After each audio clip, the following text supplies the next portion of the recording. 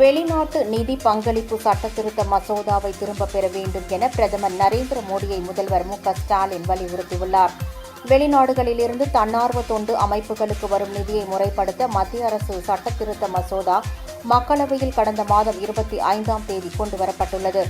இந்த மசோதா சிறுபான்மையினருக்கு எதிரானது என்று காங்கிரஸ் உள்ளிட்ட எதிர்க்கட்சிகள் குற்றம் சாட்டி நாடாளுமன்ற வளாகத்தில் காங்கிரஸ் உள்ளிட்ட பல்வேறு எதிர்க்கட்சிகளைச் சேர்ந்த எம்பிக்கள் ஆர்ப்பாட்டத்தில் ஈடுபட்டனர். இந்நிலையில் வெளிநாட்டு நிதி பங்களிப்பு சட்டத்திருத்த மசோதாவை திரும்பப் பெற வேண்டும் என பிரதமர் நரேந்திர மோடியை முதலமைச்சர் மு.க.ஸ்டாலின் வலியுறுத்தியுள்ளார். இது தொடர்பாக அவர் எக்ஸ் பக்கத்தில் வெளியிட்டுள்ள பதிவில், வெளிநாட்டு நிதி பங்களிப்பு சட்ட முன்வரைவு 2026 முழுக்க கிறிஸ்தவ தொண்டு நிறுவனங்களையும் தேவாலயங்களையும் பிற மத சிறுபான்மை தொண்டு நிறுவனங்களையும் குறிவைத்து தொடுக்கப்படும் நேரடி தாக்குதல் என கூறியுள்ளார். இந்த சட்டத்திருத்த மசோதா நிறைவேற்றும் முயற்சியை கைவிட்டு திரும்பப் பெறும் நடவடிக்கையை உடனடியாக பிரதமர் நரேந்திர மோடி எடுக்க வேண்டும் என வலியுறுத்தியுள்ளார்.